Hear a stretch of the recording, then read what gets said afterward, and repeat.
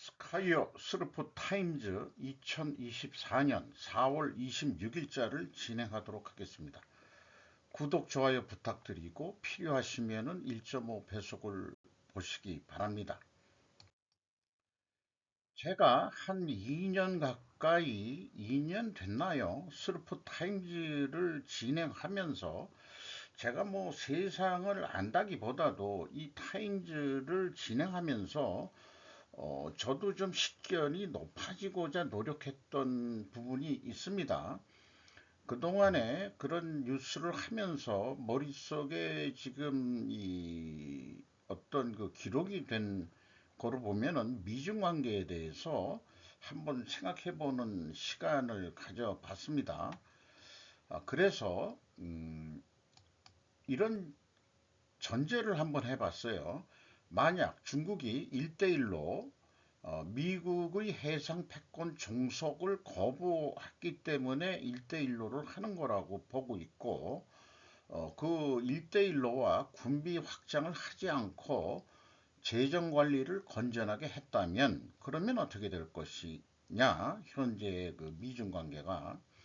그래서 이 왼쪽은 지금 중국이 하는 행태 때문에 미중 관계가 악화돼 있다 이렇게 보는데, 만약에 중국이 계속해서 1대1로를 강행하고 미국과의 군비 경쟁을 계속한다면, 그러면 중국은 결과적으로 디플레이션이 일어나고 덤핑 수출을 하게 될 것이다.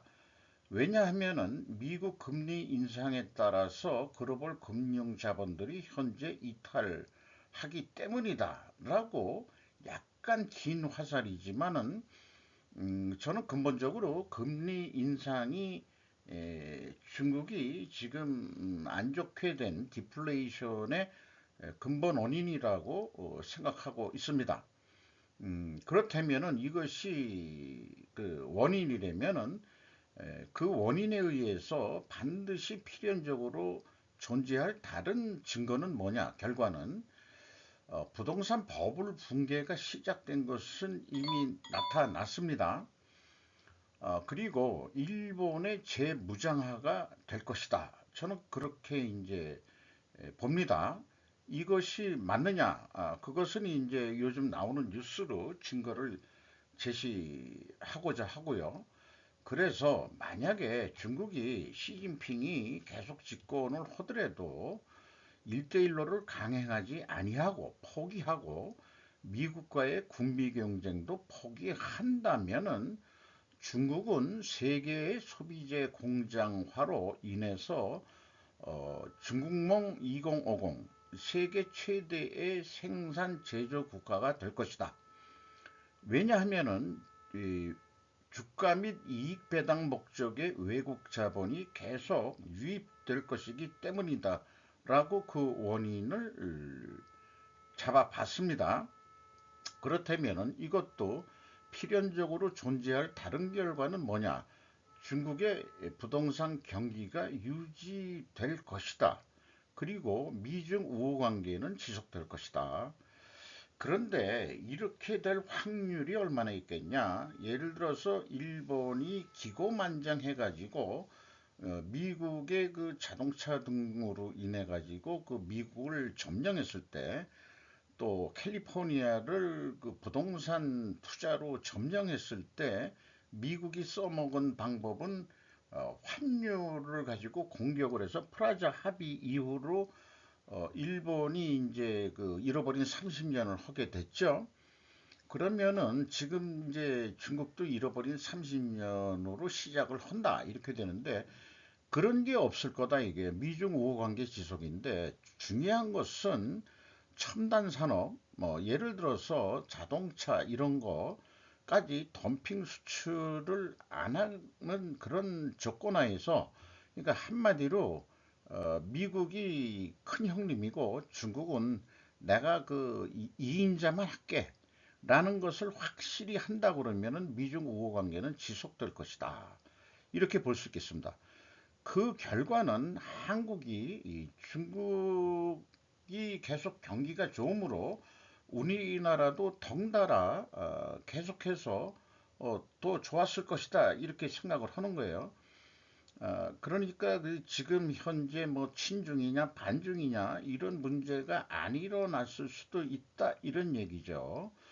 근데 지금 한미일 동맹 이런 거로 해가지고 어떤 사람들은 계속해서 지금 상황에서도 어, 그 중국과의 관계와 러시아의 관계를 균형을 잘 해야 된다는 양다리론을 계속 피고 있는데 그렇다면 이제 한국은 멸망의 길로 가게 될 것이라고 저는 그렇게 생각을 하고 있습니다. 자, 그런 그 유의 그 어떤 그 진행되는 사항들의 뉴스들이 이제 펼쳐지고 있죠.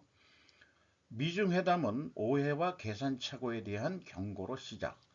매튜리 AP 연합통신에서 오늘 그 보도를 했습니다. 두 사람 모두 오해와 계산 착오의 위험성에 대해 경고함에 따라 미국과 중국은 많은 논쟁적인 양자, 지역 및 세계 문제에 대해 정면으로 맞섰다. 블링컨은 왕은 세계 안보를 위협하는 지속적이고 심화되는 분열에 대해서도 서로 개탄했다. 미중 관계의 부정적인 요소는 여전히 증가하고 있으며 관계는 모든 종류의 혼란에 직면해 있다. 서로 대화 좀 해놓고 그 다음에 이게 뭐 크게 개선되고 있는 거는 없지 않느냐 뭐 이런 건데 그 참 그 이 재무부 장관도 날라가고 이제는 국무장관까지 날라가고 이번에 두 번째가 되는데 왕은 미국이 중국 내정에 간섭하는 거 아니냐 간섭하지 말아라고 요구를 했다는 거예요. 블링컨은 중국을 화나게 할 수 있는 몇 가지 요소가 있는 950억 달러의 대외 원조 패키지에 서명하기 직전 수요일에 상하이를 방문했죠. 뭐 어쩔 수 없다. 그 공화당 뭐 이런 등등 뭐 했는데 이게 공화당도 어차피 그 승인한 거 아니냐 뭐 이런 거로 해명을 좀 양해를 구하러 간 건지는 모르겠어요. 중국은 대만에 대한 미국의 지원을 비난하고 즉각 위험한 도발이라고 비난했습니다. 또한 틱을 강제하기 위한 노력에 대해서도 강력하게 반대했다는 거죠. 미국 관리들은 중국과 러시아의 관계가 블링컨 장관 방문 기간 동안 주요 대화가 주제가 될 것이라고 밝혔지만은 금요일 회담이 시작되기 직전 브라드미르 푸틴 러시아 대통령은 5월에 중국을 방문할 것이라고 또 발표를 하면서 미국 블링컨 국무장관의 방중을 무색하게 만들어 버렸습니다. 이런 관계인데 참 그 미국 대사를 했던 그 누군가 그 어느 날 갑자기 그 사라진 그 새로운 그 장관 이름을 잊어버렸지만 이 노인네가 아주 건강도 좋아요.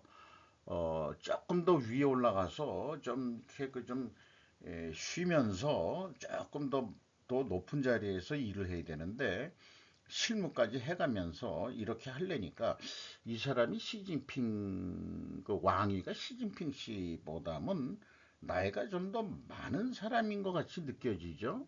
음, 아마 눈썹은 염색을 했나?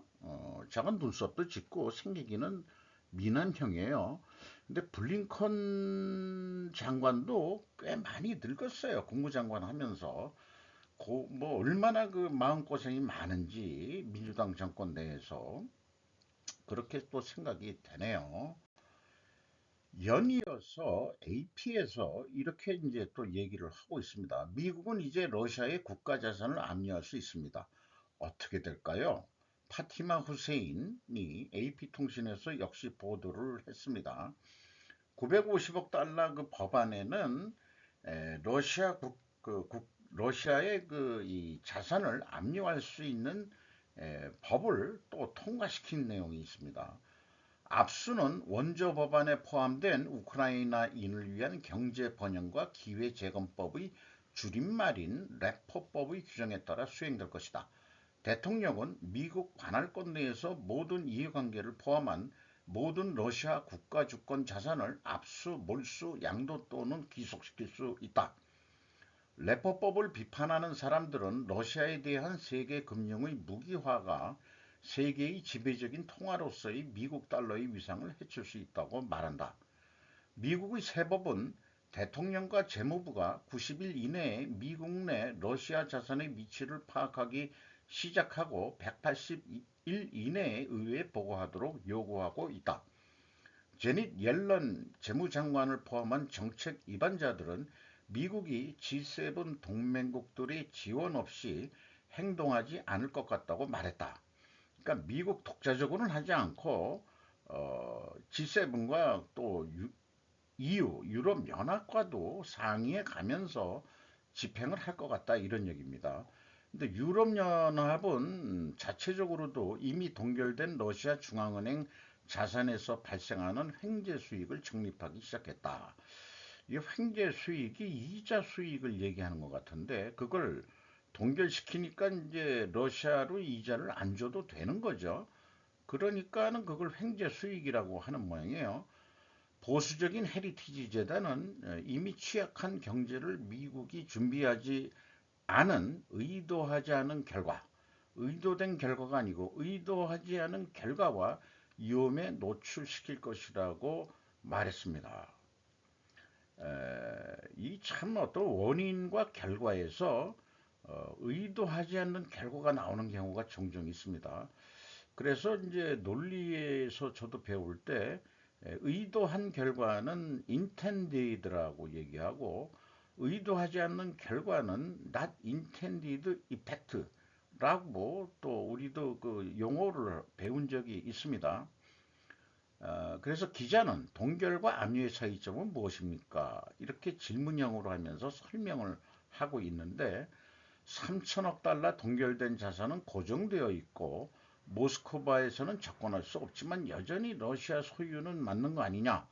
미국에 50억 달러 근데 있다. 그 금융자산이 각국 정부는 일반적으로 어렵지 않게 부동산을 동결할 수 있지만 우크라이나를 위해 매각할 수 있는 몰수 자산으로 전환하려면 법적 근거와 법원의 판결을 포함해서 사법 절차가 필요하다. 그러니까 한마디로 그냥 뺏어도 되는데 명색이 다들 그 민주국가 아니에요. 그러니까 법치를 얘기를 해야 되니까 법의 이름으로써 러시아 금융자산을 뺏는다. 근데 미국이 90일 내에 러시아 자산의 위치를 파악한다는 얘기는 금융자산만이 아니고 여러 가지 자산, 그러면 혹시 러시아 마피아 자산까지도 강제 몰수할 수 있을지도 모르죠. 그런 것까지 혹시 내포되어 있지 않을까 그런 상상을 해보게 됩니다. 자, 이런 상황에서 이 950억 달러에는 티톡 강제 매각도 있었죠.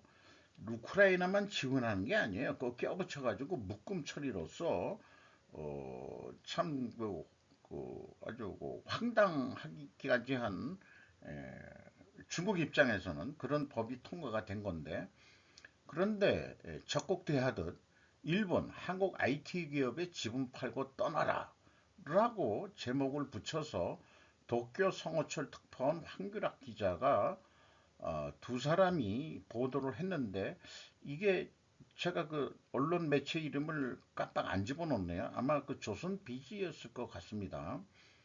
일정부 네이버 라인 지분 매각 압박 9,600만 명이 쓰는 일국민 메신저 일본에서 작년 서버 해킹 사태 이후로 소프트뱅크에 지분 넘겨라 요구했다. 이게 골자인데요. 작년 11월 라인의 고객 정보를 관리하는 네이버의 클라우드 가상 서버가 해킹을 당하자 일본 정부가 라인 야후에서 네이버 측 지분 정리를 요구하고 있다. 24일 현지 언론에 따르면 일본 소프트뱅크가 네이버의 라인 야후의 지분 64.5%를 보유한 지주회사인 A홀딩스의 주식 매각을 요청한 것으로 전해졌다. A홀딩스 지분은 네이버와 소프트뱅크가 각 50%씩 갖고 있다. 일본 총무성이 그러는 건데요. 지난달 라인 야후의 해킹 사고와 관련해 행정 지도를 내리면서 두 차례에 걸쳐 네이버와의 지분 관계를 정리하라고 압박했다. 이번 조치에 대해 일본 정부가 자국의 대표 플랫폼을 한국 기업이 소유하고 있는 상황을 뒤바꾸겠다는 의도라는 해석이 나오는 이유다. 그래서 일본 국민 메신저 라인의 운영 현황을 보면 시가총액이 2조 8,700억 엔이나 되고 서비스 지역은 일본, 태국, 대만, 인도네시아 정도로 크게 넓은데 월간 활성 이용자 전원은 1억 7,900만 명이나 된다. 일본은 여기에 9,600만 명, 어, 거의 뭐 반 정도가 일본인들이 쓰고 있다는 얘기죠. 그래서 이런 의견이 틱톡 강제법 이전에도 벌써 나왔던 것 같은데 이런 것도 그 여론이 미국에서 일어나면서 일본도 지금 그러고 있는데 그러면 중국을 적으로 봤을 때는 이해가 되지만은 지금 한일 우호 동맹까지 맺어가면서 한미일 일본 애들이 이럴 수 있느냐? 그래서 일본 국민들에 대한 정보가 노출된다는 우려? 소프트뱅크 손정의 입장은 어떨까? 또 자기도 뭐 일본 정부의 힘에 뭐 그렇게 자유스럽지는 않겠죠. 손정희 씨도 물론 제일동포 출신이지만 이제 일본에 귀화한 사람으로 알고 있습니다만은 일본 자력으로 IT가 좀 늦었죠, 우리나라보다. 사실 미국에서 테스트베드로 일본을 택한 게 아니고 인터넷 처음 그 군사용으로 개발된 인터넷을 한국, 그 일본에다가 실험 무대를 할 거냐. 자기네 나라는 너무 땅이 넓으니까 일부 지역에서는 했겠지만 한국이 딱 규모가 딱 알맞다. 이래가지고 한국이 미국과 거의 동시에 인터넷이 개척이 돼가지고 우리가 IT가 빨랐던 거죠. 저는 그렇게 이해를 하고 있습니다. 그래서 일본 자력으로 플랫폼 역량이 없어서 네이버와 합작하지 않았느냐 이게 손정희 씨도. 요거가 이제 미국에서도 틱톡이 엄청 잘 돌아가니까 일본이 내놓으라는 거죠. 한마디로 일본 기업한테 남겨라. 요거 잘못하면은 또 반일 감정이 일어나게 이 반일파들이 또 들고 일어날 것 같은 그런 요소도 되지 않을까 싶습니다. 그리고 일본이 왜 지금 이렇게 변하고 있느냐? 그게 아까 그 맨 앞에서 얘기했지만 일본의 재무장화하고 무관하지 않다 이런 생각이 들어가요. 아시아의 중심놀이는 일본, 전쟁 가능한 국가 향해 성큼. 김선영 기자가 문화일보에서 보도를 했습니다. 미와 동맹 업그레이드, 일의 반경 능력 보유 등의 공감, 인도태평양 영내 중견제 강화, 미영 호주 3자 안보의 일참여, 유럽과 무기개발 협력, 영국과 이탈리아와 6세대 전투기 개발 추진, 1소재 부품 분야의 기술 저력이 있고 6개 방산기업 급속 성장 가능성이 있다. 지난 23일 일본 여야의원 94명이 일본 군국주의 상징인 야스쿠니 신사에 집단 참배했다. 이런 거에 대해서 한국 정부가 요즘은 조용히 있다고 해서 또 그런 뉴스가 나왔죠. 주일 미군 자위대 통해 대중 포위망을 형성하고 있고 오커스 1참여로 조커스로 변모했다. 오커스의 향후 일본과 함께 한국이 참여하면은 K조커스가 성사될지도 관심사다. 이렇게 되어 있는데 아마 들어오라고 하겠죠. 서방과 전투기 공동개발 제2방산 습격 야심. 미국과 유럽 국가들이 협력하에 가와사키 중공업 등 세계 100위권에 들어가 있는 일본 6개 방산기업이 순식간에 성장해 세계 시장에서 제2방산의 습격이 시작될 수 있다는 전망도 나오고 있다. 이런 얘기예요. 여기 뭐 북한만 비유를 했는데 일본하고 해서 이게 뭐라고 해야 되냐. 지대공 유도탄 패트리어트를 그 막는 것, 탄도미사일을 쏜다면은 해상 배치형 요격미사일, 지상 발사기도 있고, 함정에서 발사하는 것도 있고, 뭐 이렇게 이제 얘기를 하고 있습니다. 일본 정부의 미사일 방어 및 반격 능력 구상도라고 해서 일본은 미사일 방어 능력이고 일본은 반격 능력, 지상 발사와 그다음에 함정에서 발사하는 거 북한에다가 요런 그 개념으로 해서 간다 이거예요. 미, 우크라이나의 장거리 미사일 몰래 보내 북미사일 대응했다. 박정원 기자가 파이낸셜 뉴스에서 보도를 했습니다. 미 백악관은 지난주 우크라이나에 장거리 미사일 보냈다고 뒤늦게 밝혔다. 우크라이나 지원 법안이 자꾸 지연되니까 몰래 했다는 얘기예요. 러시아가 미 북상에 사용하자 이에 대응 차원에서 했었고 미군 예산 아낀 돈으로 보냈다. 우크라이나군은 이미 사용했다. 미 의회 예산안 통과로 추가 미사일 지원 예정이다라고 그 백악관 안보 보좌관인 제이크 설리번이 이제 그렇게 이제 설명을 했다는 거예요.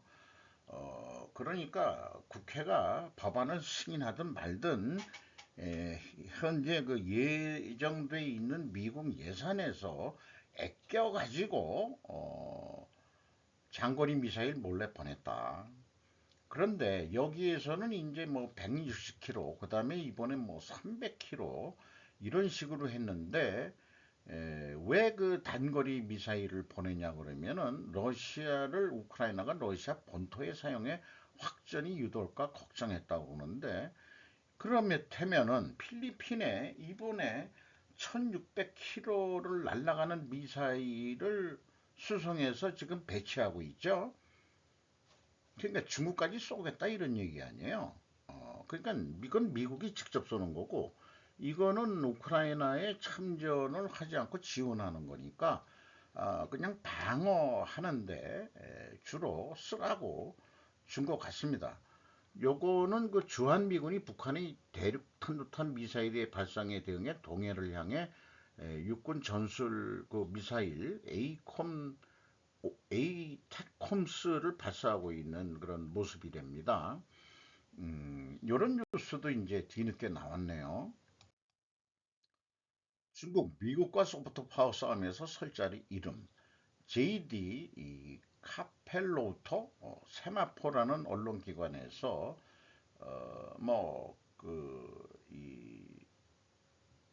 조사한 여론조사한 내용을 그 소개한 겁니다.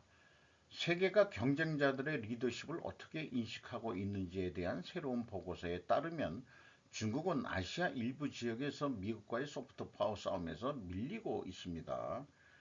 갤럽 조사 자료에 따르면 지난 10년간 인도, 한국, 베트남, 필리핀 국민들은 미국을 향해 시프트 했고 그리고 중국으로부터 어웨이 했다고 합니다. AI 번역이 좀 마땅치 않아서 제가 그냥 영어를 여기다 직접 넣었어요. 미국은 아시아에서 카운터 밸런스 역할을 합니다. 중국이 처음으로 아프리카에서는 미국을 이겼습니다. 아프리카에서는 중국한테 우호적인 나라가 많다는 얘기입니다. 미국은 새로운 쇼로 문화적 소프트 파워 이득을 얻을 수 있다. 또 이렇게도 소개를 하는 어떤 그 갤럽 조사 추세에 대해서 얘기했는데 글로벌 리더십 레이팅이라고 해서 독일이 제일 높네요. 46%, US가 41%, 차이나가 30%, 러시아가 22%, 이렇게 되어 있네요. 자, 아까 얘기하는 그 균형론을 또 주장하는 사람의 인터뷰를 한 내용이 있는데 윤정부 한미일 밀착 반작용 대처 못해 한중 한러 남북관계 최악 국면 이렇게 제목을 달아서 월간 중앙에서 보도를 했습니다. 한미동맹 중시 맞지만 우리의 지정학적 이해관계에 충실한 대중 외교해야 러시아 푸틴 미국 대선까지 전쟁 끌 것, 영구 분단 꾀하는 북에 대응할 때 한일 과거사 풀어가는 과정에서 윤 정부 문제점 노출, 일호응도 못 끌어내 이렇게 비판한 사람이 있다는 거예요. 본질적으로 대한민국은 무역국가다. 지정학적 역학관계에서 그만큼 민감하다는 함의를 품고 있다. 이런 환경에서 윤석열 정부는 미국, 일본과의 관계를 강화하는 노선을 추정하고 있다. 큰 틀에서의 국민 대다수가 이견을 두지 않지만 북한, 중국, 러시아의 관계가 사상 최악으로 치닫는 데 대한 우리의 시선은 여전하다. 그럴까요? 물론 4월 10일 총선의 여당 참패가 윤 정부의 외교 노선 탓은 아닐 터이다. 하지만 외교적 결정을 내리기까지 절차에 들여다볼 때가 됐다는 시그널을 준 결과일 수 있다. 고상하게 얘기를 하고 있네요. 위성락 70세네요. 전 러시아 대사는 민주당의 비례정당인 더불어민주연합 비례대표 의원으로 22대 국회에 입성을 했다. 이렇게 생긴 사람인 모양이네요. 꼭 옛날에 김우중 씨 같이 그런 스타일인데 얼굴이 뭐 되게 넓적하네. 음, 70이면은 그냥 집에서 쉬지 그래, 이 사람아. 뭘 또 양비론을 가지고 나와가지고. 전형적인 양다리 걸치기다. 과거는 타당했는지 모르지만 이제는 확실히 이기는 편에 서야 한다. 위씨 분명 중국에서 도래한 중국인, 조상이 중국인이겠지 뭐. 우리나라에 뭐 중국에서 도래한 성씨들이 많아요. 김씨는 아주 그냥 그 토종 그 저기 그 코리안이고, 김씨는 그건 뭐 빼다 먹다 못하게 뭐 이씨도 그 토종 한국인이라고 우리가 좀 집어넣자고요. 근데 위씨는 아니에요. 그 위씨라는 분을 제가 그 이제 젊었을 때 직장 할 때 아우 그 특이성입니다. 그랬더니 그 중국이 위나라라고 있었잖아. 위나라. 그때 그때 망해가지고 넘어왔을 걸.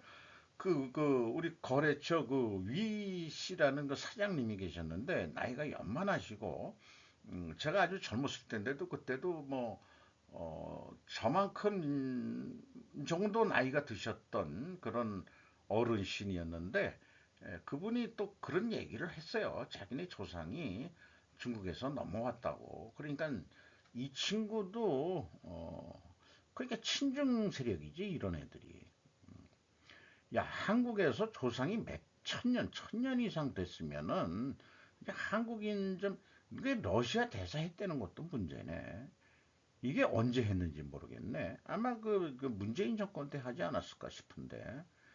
그러니까 그 몇 번씩 얘기했지만은 수천 년 전에 그 이섭 아저씨가 이 박쥐 같은 신사가 되지 말라고 그 저기 동화책에서도 가르치는데, 이 동화책도 안 읽고 자란 사람들인 것 같아요. 어려서 동화책도 못 보니까 우리는 뭐 누가 그러잖아요. 그런 글이 있잖아요. 우리는 그 유치원에서 모든 걸 다 배웠다라고. 그 유치원에서 동화책도 안 읽어본 친구들 같이 저는 느껴집니다. 조금 제가 좀 비판인지 비난인지 그런 뉘앙스로 좀 표현해 보고 싶었습니다. 싶은 게 아니고 그렇게 돼버렸네요. 국방부는 중국의 신형 H-20 스텔스 폭격기에 사실상 우려하지 않는다고 국방부 관계자가 밝혔습니다. 옐라 셔먼 비즈니스 인사이더에서 보도를 했는데, 미국 국방부 관리가 중국의 신형 시안 H-20 폭격기의 위협을 경시했습니다. 이 관계자는 사실상 우려되는 것은 아니다라고 말했다고 국방부 언론들이 전했습니다. 그렇기는 하지만 미국은 그들이 싸우는 것을 보기 전에는 그들이 얼마나 좋은지 나쁜지 확실히 알 수 없습니다. 이렇게 얘기하고, 미군도 무시한 제품 중에는 중국의 5세대 J-20 전투기도 포함되어 있는데, 전 미 공군 사령관은 이전에 잠을 많이 자는 것은 아무것도 아니다라고 말했습니다. 그러니까 실전에 니들이 써봤는지 안 써봤는지 난 모르겠다, 이런 얘기 같기도 해요. 미 국방부는 2022년에 현재 생산 중이며 결국 B1과 B2 함대를 대체할 새로운 스텔스 폭격기를 공개했죠. 전에 이 B1, B2 그 전투기보다 콤팩트하고 작아지면서 스텔스로화 됐는데, 이 중국도 그거 흉내내서 만들었다고, 그러니까 비밀이 또 새나간 거 아닌가 모르겠는데, 콤팩트한 신형 폭격기는 전투기처럼 독자 수행할 수 있다. 과거에 B1이나 B2는 옆에서 전투기가 어느 정도 호의를 했었어야 돼요. 그런데 이것은 고공에다가 스트레스에다가 전투기처럼 빠른 속도로 가서 혼자 독자 폭격 수행을 할 수 있다. 그러니까 이런 거 한 대가 북한에 가가지고 평양을 쑥대밭으로 평양궁을 쑥대밭으로 만들어 놓고 돌아올 수 있는 능력이 있는 거죠. 이게 미 공군 기지에서 이륙하는 모습을 참 육중한 이런 것들이 확 떠가지고 공중급여도 받을 수 있는 그런 그 폭격기로 알고 있습니다. 하나 에어로 폴란드 천무 2차 계약 체결 72대 2조 2526억 원 규모. 정재원 기자가 조선비죠. 이 이제 정재원 기자 제가 인용을 하다 보니까 이게 이제 제가 그 편집하는 편지들이 전문 기자들이 이제는 기억이 나네요. 정재원 기자 조선비지에서 2차 계약을 했다는 거예요. 그래가지고 이런 걸 위해서 그 한국 폴란드 금융 체제도 그 좀 논의를 했고 그런 뉴스를 어저께인가 또 소개를 했고요. 그다음에 이제 그 금융을 서로 당국 간에 계약이 체결되면 효력이 발생한다.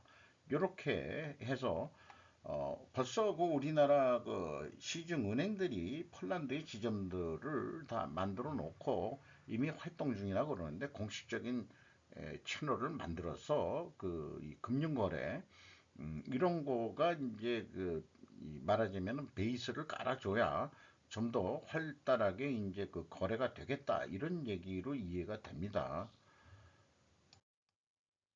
마크롱 미의 안보 의존 안 돼. 유럽 자구력 강화해야. 박승욱 기자 아시아 경제에서 보도를 했습니다. 향후 10년간 유럽 지위가 낮아질 위험 커.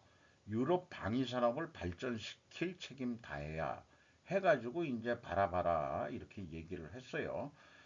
마크롱 대통령은 이에 대해 유럽 방위 산업을 발전시킨 책임을 다하지 않는다면 우리의 주권과 자율성을 구축할 수 있겠는가라며 우리는 유럽산 군 장비를 구매를 더 선호해야 한다고 말했다.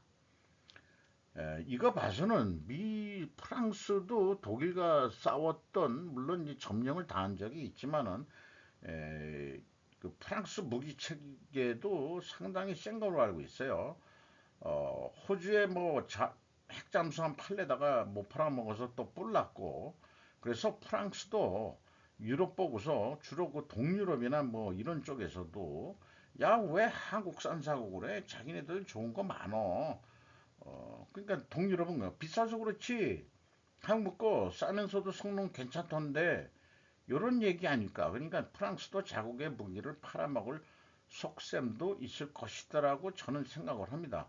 프랑스 입장에서는 조금 요즘에 그 왕따 당한 기분이 있으니까 기분이 매우 언짢을 것 같다는 생각도 들어가긴 들어가요. 그러니까 트럼프가 되면은 어차피 그 미국을 방어하는데 유럽을 방어하는데 믿을 수 없으니 군비 확장을 유럽도 이제는 다시 해야 된다.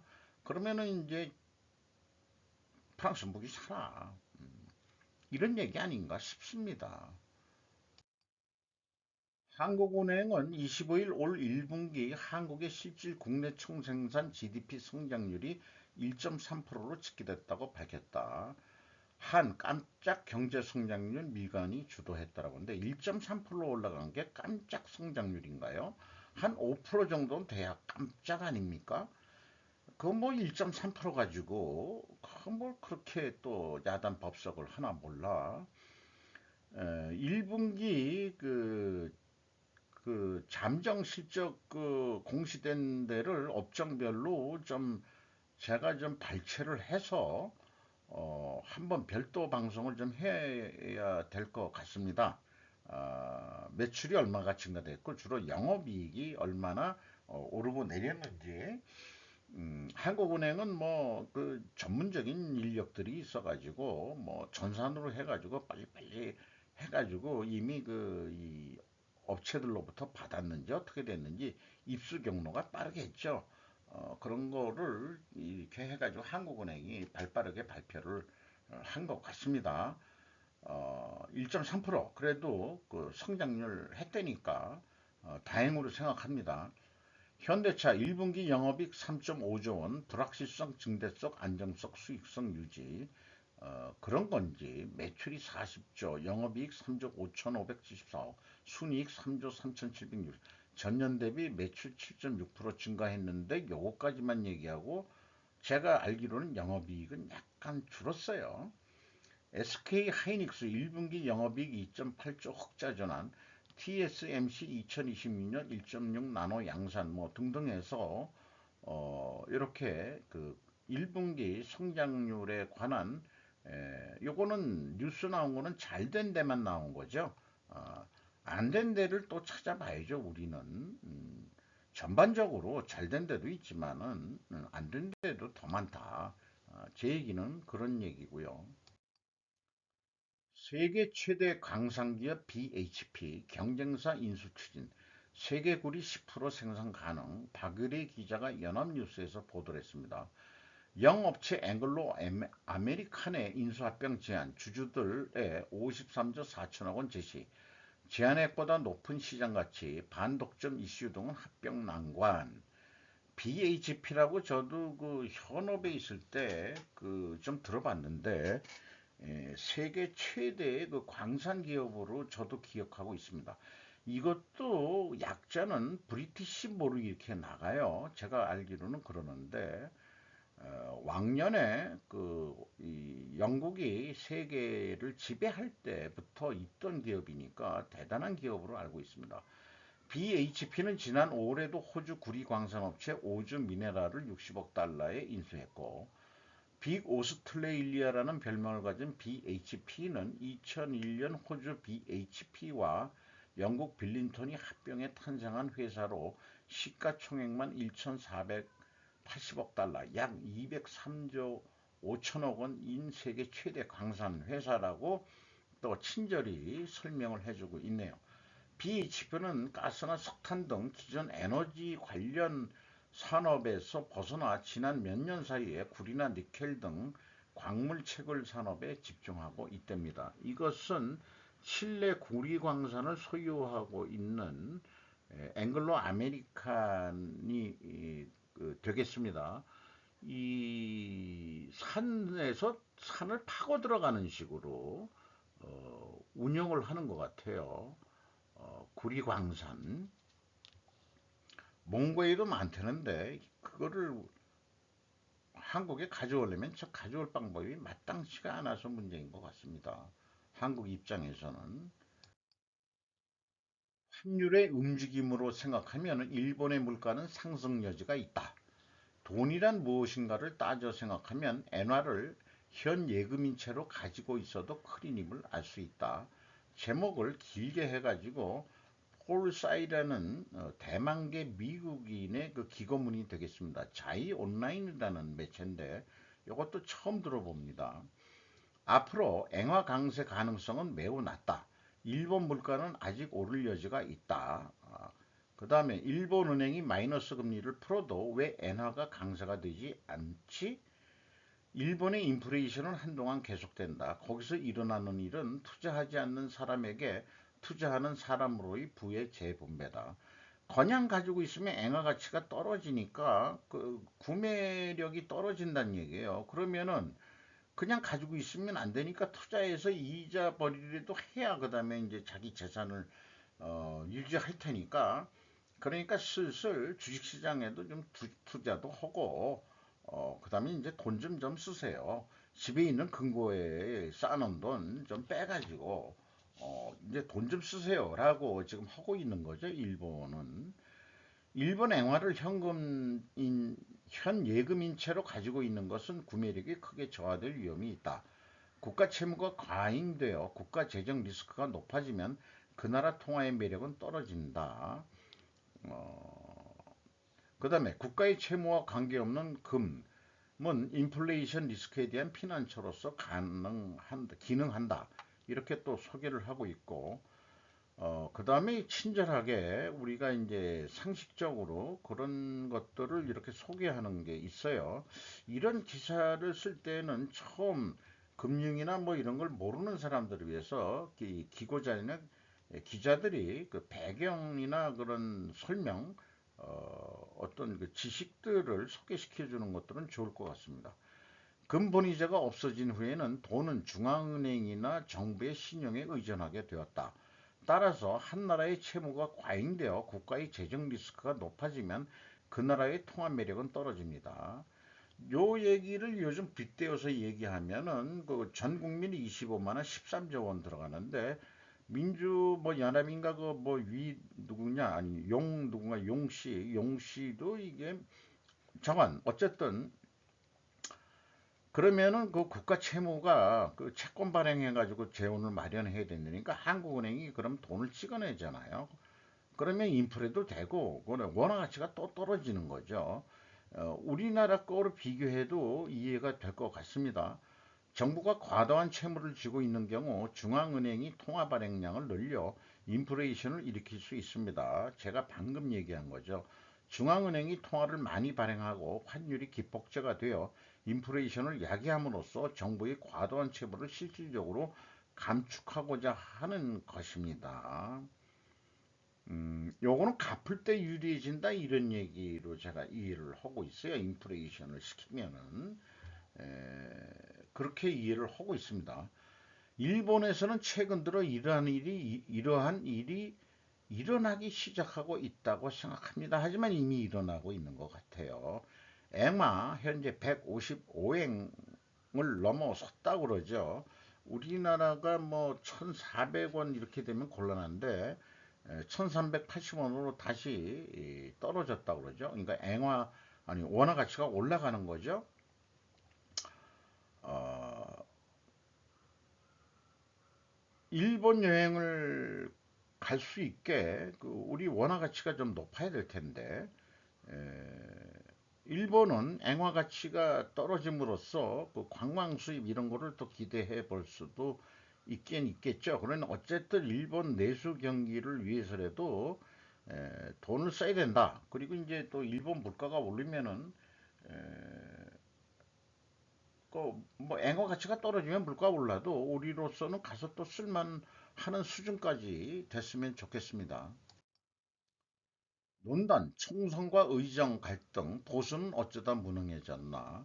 치밀한 계획 없이 2,000명 증원 집착, 단계별로 수년에 걸쳐 시행하기를 이렇게 권고한 사람이 있는데 전국적인 보편 의료 서비스를 확대할 것인지, 치명적 질병의 치료 기능을 키울 것인지, 바이탈 의사를 늘릴 것인지, 의과학을 어떻게 발전시킬 것인지, 다른 과학기술 발전과 균형은 어떻게 이룰 것인지 좀 더 심도 있는 검토를 거쳐 단계별로 수년에 걸쳐 추진하기를 권한다.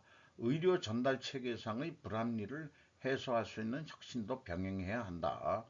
아주 말은 옳은 말 같아요. 도덕적 우위에 있어야 할 진보도 도덕적이지 않고 더 능력이 있어야 할 보수는 무능력함에 국민의 속은 타들어간다. 누가 얘기했냐? 김홍진 워크 이노베이션 랩 대표라는 이렇게 생기신 분이에요.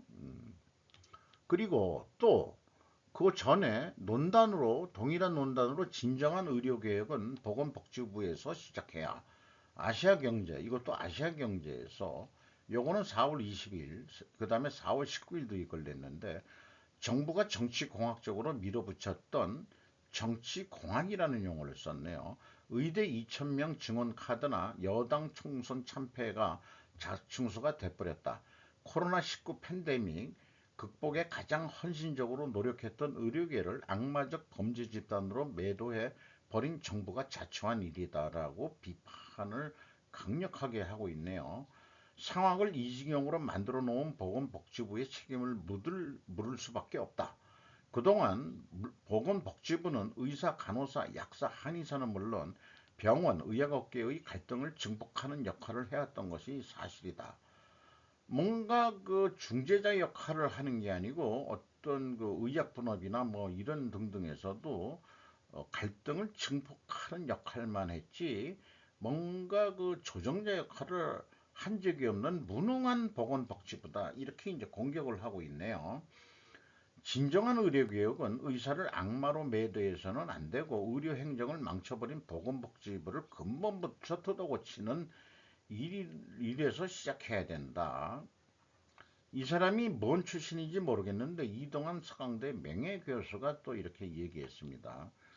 여기에 대해서 제가 한마디 좀 하고 싶은 게 있어요. 이런 논단을 읽어보고 전문가들이 입시라고 사회 측은 다 할 수 있는 것이다. 그리고 만약에 자충수를 썼대는데 의대 2,000명 총선을 앞두고 그걸 했다 이거 아니에요?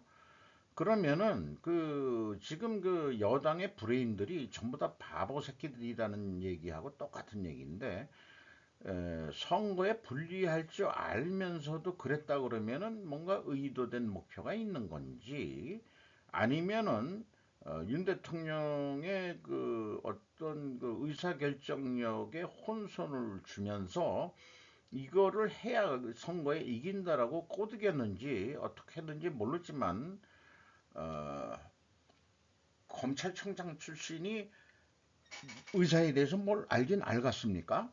그러니까 브레인들이 좀 중요한 건데 이것도 저도 참 이해하기가 난해해요. 분명히 좀 불리할 것 같은데 왜 저렇게 추진하지? 2,000명 의대에는 보편 복지를 위해서 여기에서 나오면은 보편적 의료 서비스 확대란 말이죠. 그러면은 이제 의료비도 싸고 공공의대 그다음에 이제 공공 병원 이거를 이제 야당 애들이 얘기했던 건데 쿠바처럼 이거를 보수 정권이 들고 일어나니까 이제 걔네들은 조용히 입 다물고 있는 거죠. 그 야당 애들은 저거 쟤네들이 하면은 자기네들도 제대로 못했었는데 보수 정권인 저거를 우리가 해야 될 거를 쟤네들이 해? 그러면은 표를 끌고 갈 거로 아는 모양이지. 예, 잘 모르겠어요. 그 정치 뭐 초단도 못 되고 그 맥급분 수준뿐이 안 되는 사람이 정치 구단 정도 되는 사람들이 얼마나 있는지 모르겠습니다만은 저는 그 악마적 법제 집단이라고 생각한 적은 없어요. 그냐면 이해 집단인 이해 집단이지.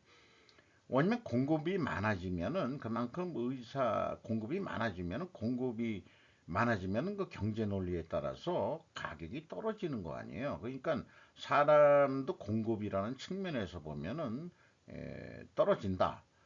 그런데 공급이 많다고 하더라도 수용할 수 있는 거리가 그 없다고 한다 그러면은 우리가 그 저기 실업률 있는 것처럼 실업률도 있을 수 있는 거지 의사들도 그렇게 생각을 하게 됩니다. 그러나 대기업에 들어가면은 임금을 많이 받듯이 그런 의사들도 그 해가지고 종합병원이나 뭐 그 저기 그 대학 병원에 들어갈 실력이 되면은 보수를 많이 바꿨죠. 그런 경쟁 논리로 뭐 생각해도 안 될 건 없지 않느냐 그런 생각도 있어요.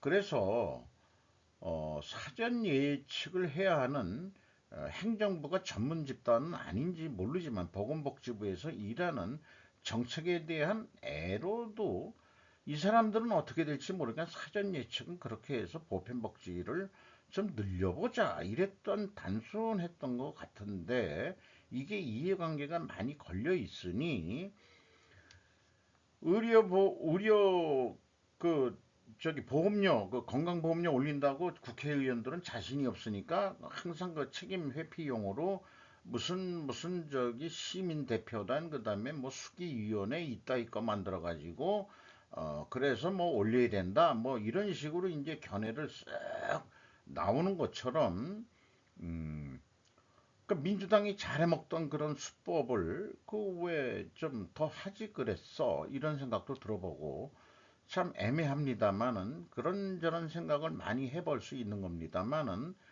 사회 예측은 누구나 다 잘할 수 있는 거다. 그러나 보건복지부에도 물론 전문가들이 나는 있을 거라고 생각해요. 고위공무원 엘리트들도 있을 거고 뭔가 필요하니까는 그 증언을 지금 해야 되는 거라고 또 생각을 했던 거 아니겠는가. 이렇게 해서 정부에 건의를 해가지고 집행을 해보려고 했던 건데 지금 유가무가가 되는 것 같습니다. 자율로 그 증언을 시킨다. 이것도 참 그 얼굴 체면이 윤 대통령 얼굴 체면이 말이 아니게 됐습니다.